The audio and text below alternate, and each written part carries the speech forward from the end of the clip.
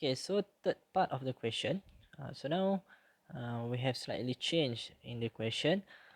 Okay, so if 1,000 patients are treated with the new vaccine, so that's mean now our number of trial are changed to 1,000. Okay, before that we have 6 patients, so now we have 1,000 patients. So the number of trial now changed from 6 to 1,000. Okay, so it still use the same distribution, which is x is a binomial distribution. Okay, but now n is 1,000. So the probability of success still the same, or the probability of a patient cured by the new vaccine is still 0.75. We just change the number of n. Alright, so here, okay, since n is greater than 50, okay, so we cannot find the probability using the table anymore because this is greater than 50. So we need to approximate this to a normal distribution. Okay, we're going to approximate this to a normal distribution. Right, so for normal distribution, we will use the mean, which is NP, and the variance, which is NPQ for the binomial distribution. Okay, to put that. Alright, so first we calculate the mean first. So the mean, which is NP, so N is 1,000, and P is 0.75. So this is equals to 750. So the mean is 750. And then the variance is NPQ. So 1000 times 0.75 times 0.25. So this is equals to the 187.5. Alright, so when we approximate to a normal distribution, it's become x is a normal distribution with mean 750 and the variance 187.5. Alright, so for for third part of the question, okay, we want to find the value of n such that the probability at least n patient will be cured is 0.8. Right, so he given here at least n patient. So at least means greater n equal. So we have here, okay, what is given is probability of x, which is the number of patient.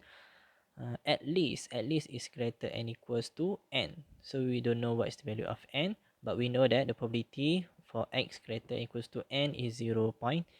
So for this question, we want to find what is the value of n.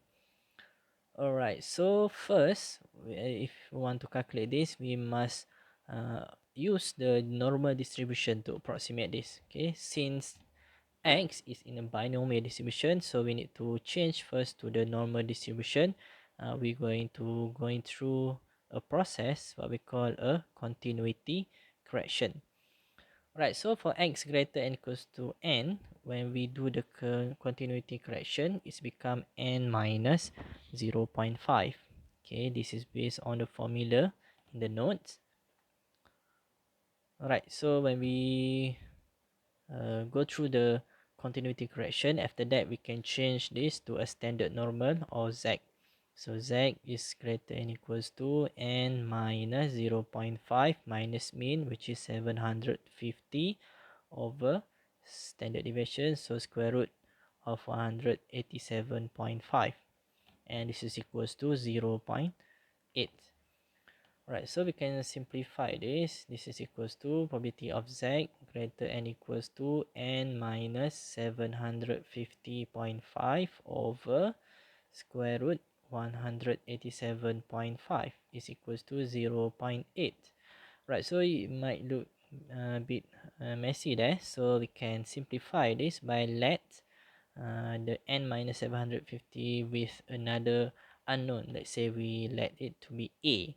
So a is equals to n minus 750.5 over square root 187.5. So now we have probability of z greater than equals to a is equals to 0.8. So it's much more easier to see like this. Alright, so we want to find the probability of z greater than a is equal to 0.8. So if we try to sketch the bell shape for this distribution, for this probability, right, so since this is a greater than equal, so that's mean we're going to shade from the right hand side. So since this is 0.8, that means it must pass through the negative side of the bell shape. So that's mean a is at the negative side. So that's mean the value a that we want to find is a negative value. So we just let a there. Okay. But we cannot find this from the table since this is more than 0.5. So what we can do, we find the equivalent probability with this. So this is equals to 1, okay, which is all the probability, which is 1, minus the area at the left hand side, okay, which is probability of x less than a. But we cannot find probability less than, so we know that the bell shape is a symmetry, so this is equivalent to the area at the right hand side. So when it change to right hand side, it's become negative a. Alright, so that's mean probability of z greater than equals to a is equivalent to 1 minus probability of z. Okay, 1 minus probability of z greater than equals to negative a. So we can change probability of z greater than equals to a to 1 minus probability of z greater than equals to negative a is equals to 0.8. And then we rearrange this. We want to find the probability of z greater than equals to negative a. This is equals to 1 minus 0.8, which is 0.2. Right, so now we can find this probability or the value of r from the table of standard normal. So you just find from the probability the value which is the most close to 0.2. Right, so from the table, if we search this value, okay, we get probability of z greater than equals to 0.84 is equals to 0.2.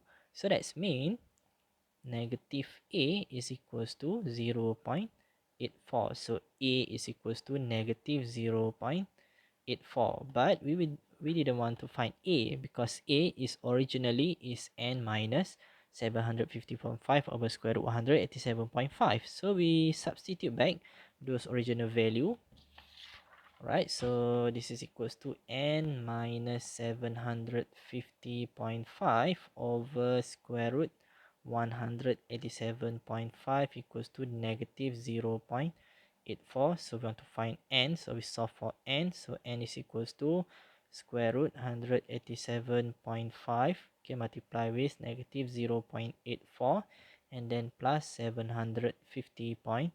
So we calculate this, we get this equals to 738.998.